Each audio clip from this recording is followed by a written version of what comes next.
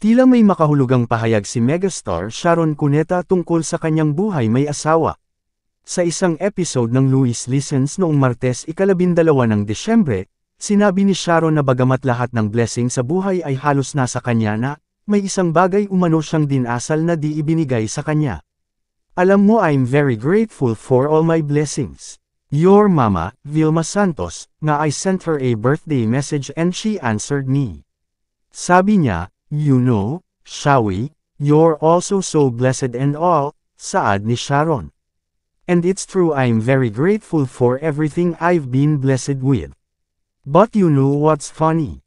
Isa lang yung dinasal ko na lahat ibinigay sa akin, puwera yon. Kasi noong bata ako ang gusto ko lang, magkaasawa ako, magkakaanak tapos aalagaan ko lang asawa at mga anak ko. And then I got married the first time. Obviously, it failed, aniya.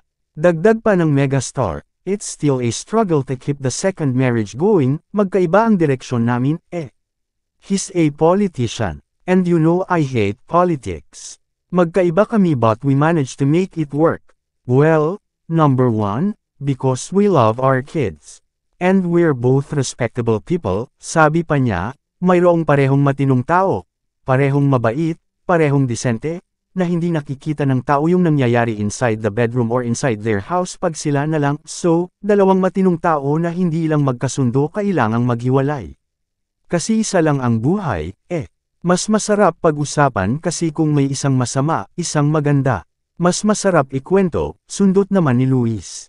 Bagamat wala pang opisyal na pahayag na inilalabas si Sharon hinggil sa bagay na ito, may mga lumalabas na ulat na may cryptic post umano si Sharon sa kanyang Instagram account kamakailan na ngayon ay barado na.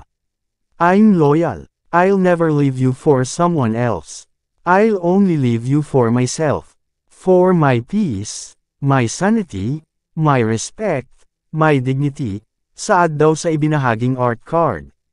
Ipinagpapalagay tuloy ng mga netizen na hiwalay na nga ang dalawa. Narito ang ilan sa mga kanilang mga komento mula sa isang video clip ng vlog ni Luis kasama ang nasabing cryptic post na kasalukuyang kumakalat sa TikTok. Hiwalay na pala sina Senador Kiko at Sharon. So hiwalay na sila ni Kiko. Mawarp din cake ipilit ang isang BG lalo sa marriage na ming stay pa kao sa iisang bay pero almio, musa surly mo nang diyan kao okay. Di ko na gets, ang labo, paki-explain nga sakin, hili na sila ni Kiko.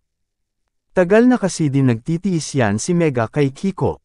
Kung napanood nyo lahat ng interview ni Sharon through the years, malalaman yung may decision talaga siyang pinagsisihan, sabi niya nga, I have to live with the decisions I made. May kilala ako nagkwento na iba Edo talaga ugali ni Sir Kiko or kung paano niya tantrato si Ma'am Shawi pati si Cake. Tama yung hula sa kanya. Nag-ask siya doon sa manghuhula about her and Kiko tapos manghaula na nahimik na lang. Parang mas nanghihinayang pa si Ems, Sharon sa first marriage ka sa pangalawa. Read between the lines may something. Mr. Kasag pa here. E-subscribe muna yan for more news updates.